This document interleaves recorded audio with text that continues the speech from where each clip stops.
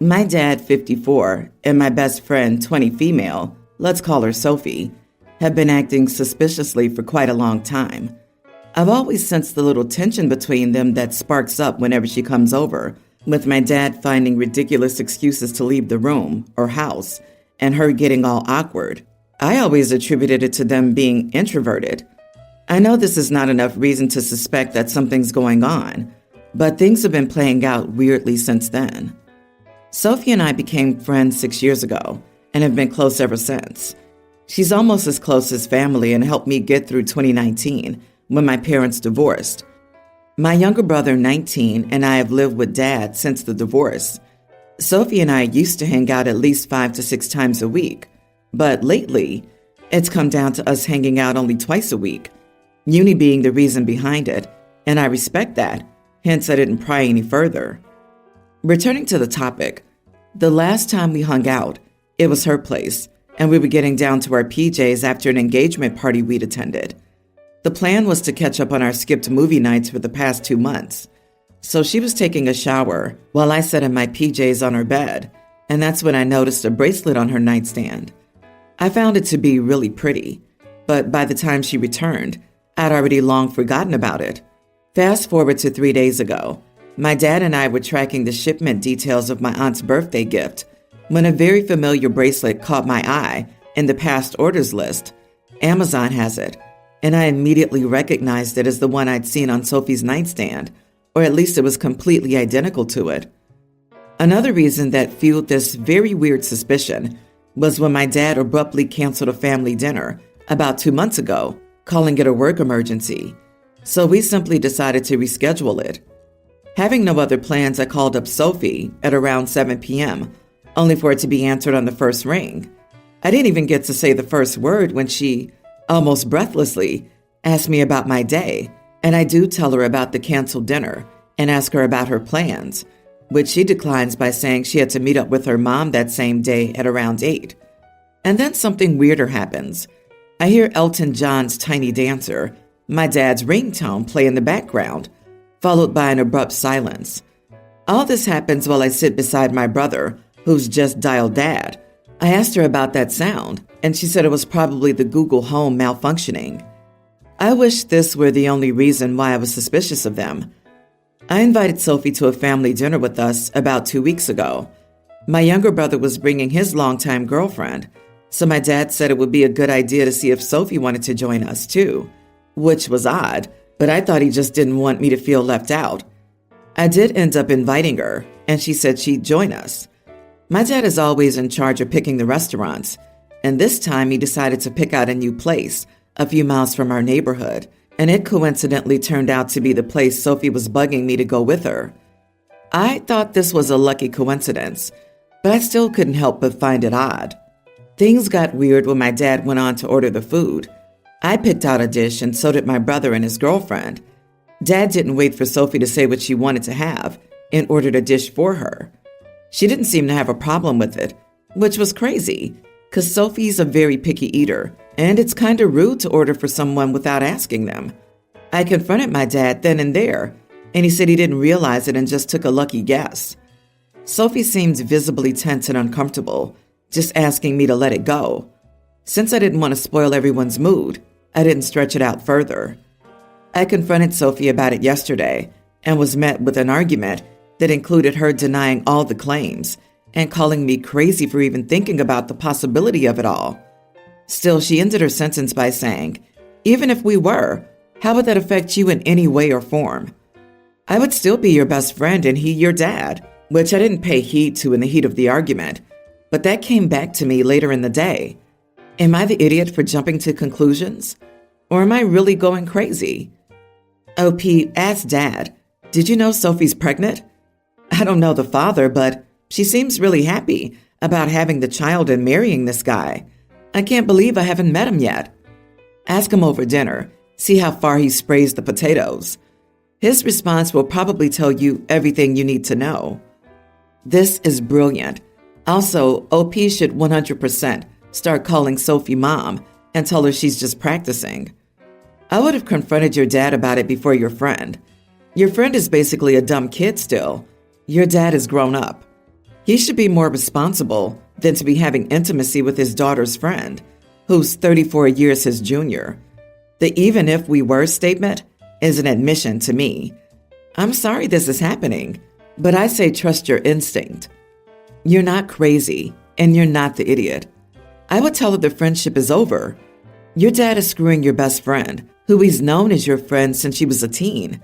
She's lying to you and dismissing what she knows to be a huge deal. Cut them both off.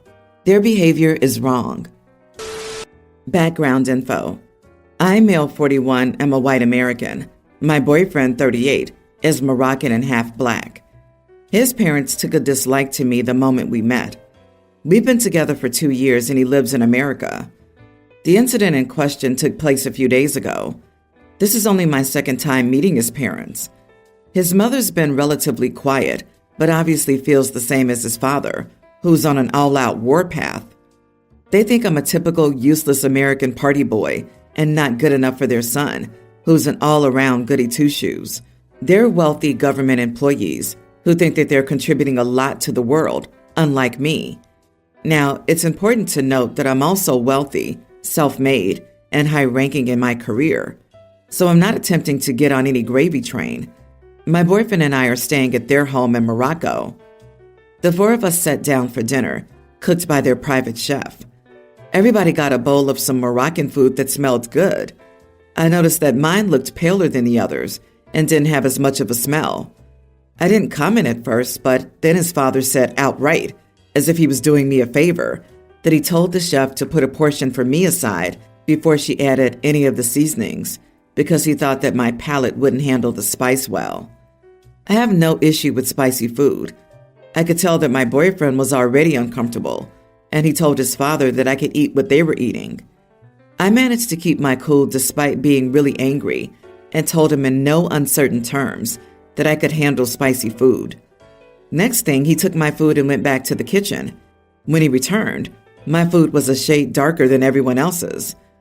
I realized after the first bite that it wasn't just spicy, it was inedible. My boyfriend noticed my reaction and told his father off before telling me to stop eating it. But I didn't. I ate the darn food, and I've never in my life eaten anything like it. There must have been an entire bottle of crap in it. The pain. But I persevered, much to my boyfriend's protest. His father watched. I was sweating buckets, felt sick, and almost had an asthma attack. Another reason that my boyfriend was angry with me, because I put myself at risk, but I ate the whole bowl. Then I left the table victorious, but dying a death. Fast forward, I've been in bed for 3 days, still feel messed up and may not survive. My boyfriend says I should have been the bigger person, that there were no winners, that eating the whole bowl was as childish as his father for serving it, and that it harmed only me. He's been taking care of me, but he's also blaming me. I don't think I was the idiot, even if the last 3 days of our vacation have gone down the drain. Not the idiot, but yes, you did not need to prove a point and put your health clearly at risk. You should have thanked him graciously in the first place for trying to be considerate. But I get that you have your pride thing going on too and wanted it to be clear. You did not need to be babied. I question whether it is that you're a party boy or that you're a boy or that you're white. I'm unfamiliar with Moroccan customs, but I know there are a lot of countries where 2 men are still an issue and an issue for parents. Either way, you should apologize to your boyfriend and admit that allowing his father to get under your skin was foolish. Everyone's the idiot here, except the boyfriend, his family for playing stupid games, but also you for taking the petty road. Next time, be more gracious and tell them if they can't find it in their hearts to be a civil host to someone who loves and cares for their son as much as they do, then you'll decline the invite. Play crappy games, win crappy prizes. OP, are you dumb? You are the idiot here to yourself. You proved to his parents exactly how stupid you are. Father-in-law was crappy to do something like that, but why did you have to force yourself to eat the food? What point were you trying to prove here? Did it make you feel like a man to eat that food and then get sick after that? Have some self-respect for your body and health. Don't play these stupid games with anyone. If father-in-law pulls this crap again, just straight away, walk away from dinner. Update. This has come up a few times, so I'll address it here. My boyfriend's parents know he's gay, and they've accepted that. He is free to be himself in their home. I have apologized, and I'm forgiven. I punished myself enough for his liking, but he agrees that his father is an idiot, and he could stand up for me more. I'm out now. I appreciate the responses and the laughs. I, 30 male, have been married to my wife, Naomi, 29 female, for 3 years, but we've been together for over 10 years, and we're expecting our first child together. Naomi is currently 6.5 months pregnant, and I'm not going to lie, but our pregnancy is considered high risk, and our doctor advised her to avoid any stressful situations because of it. About 6 months ago, my sister, Kate, 38 female, bought a newly built house with her husband, Bob, 40 male, so they can accommodate all my nephews, nearly adult male, teen female, pre-tween female, and toddler twins. Their house has 6 bedrooms, and an extra bedroom is used as Bob's hobby room. Bob is very into insects and spiders, so he has a few tarantulas, cockroaches, etc. Now to the issue.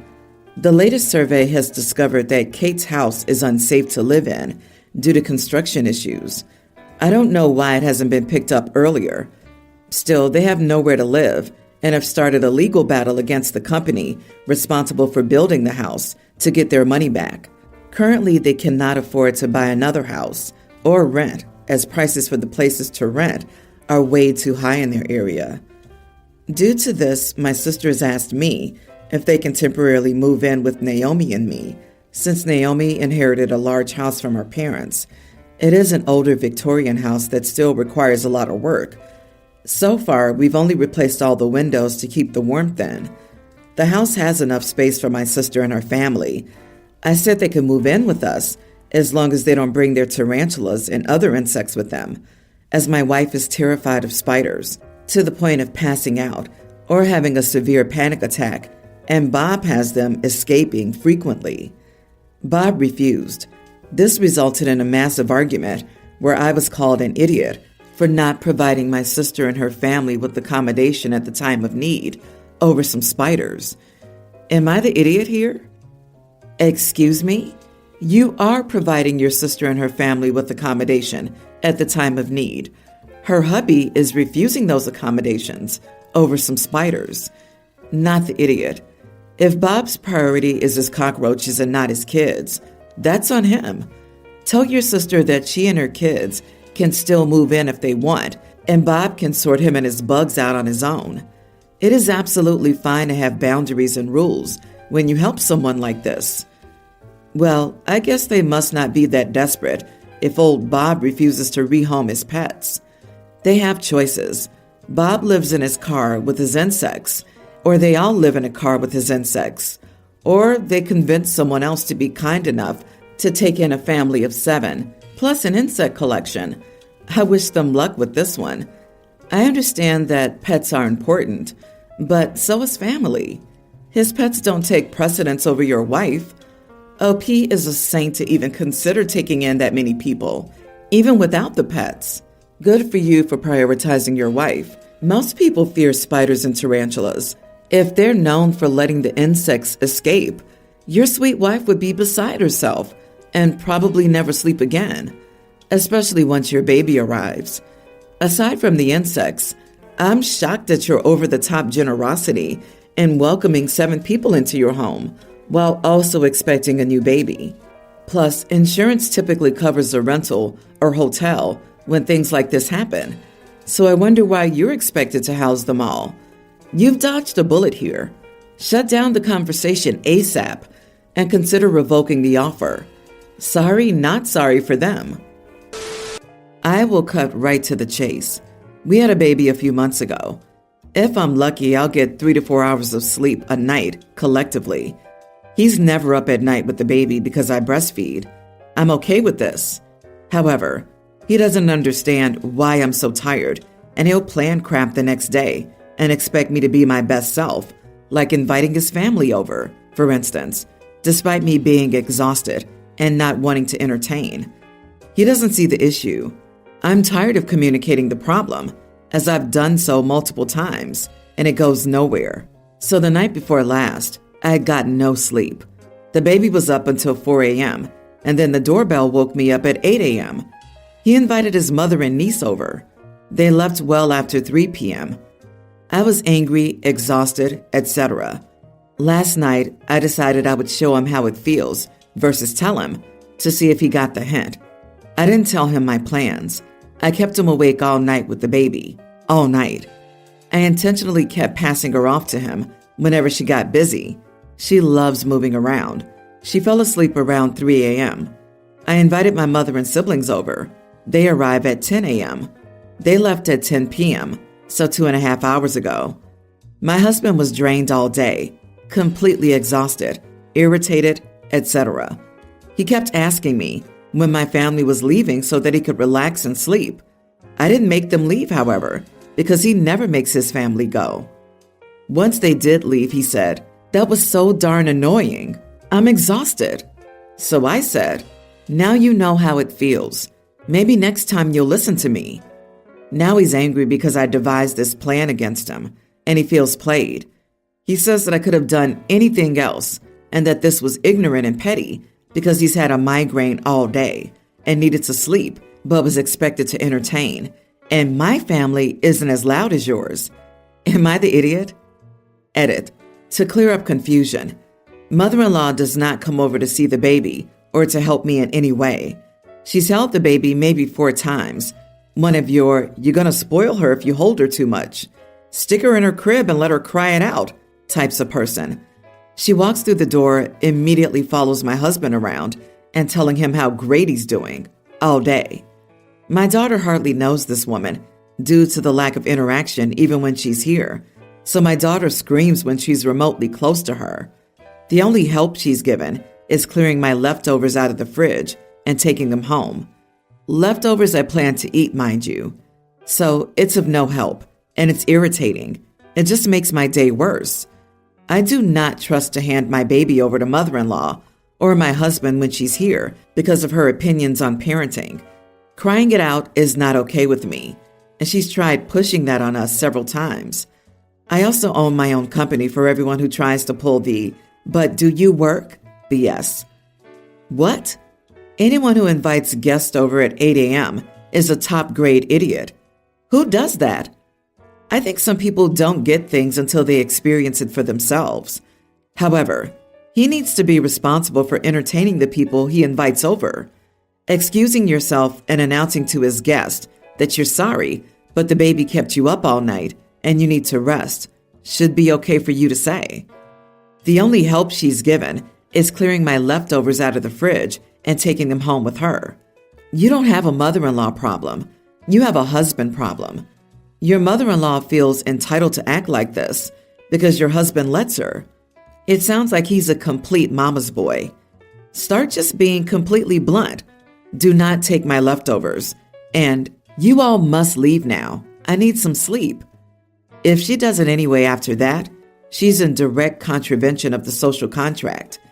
Hopefully, that's enough to stop her. If the husband gets annoyed, then he can sit on his annoyance and swivel. Start being so blunt and straightforward that the trash takes itself out. If they don't like it, then they can all screw off. So this never worked for me. Every time I tried to show my husband something by doing it back to him, after verbally asking 99 times, it just didn't compute, even while explaining it. It almost always got him twice as mad and still not understanding the original point. Because you're mom, you have super extra power and can do everything on no sleep. You can even do things while sick. He needs his rest and has a headache. I had a headache for about 7 years and it's gone now. Honey, divorce is also an option.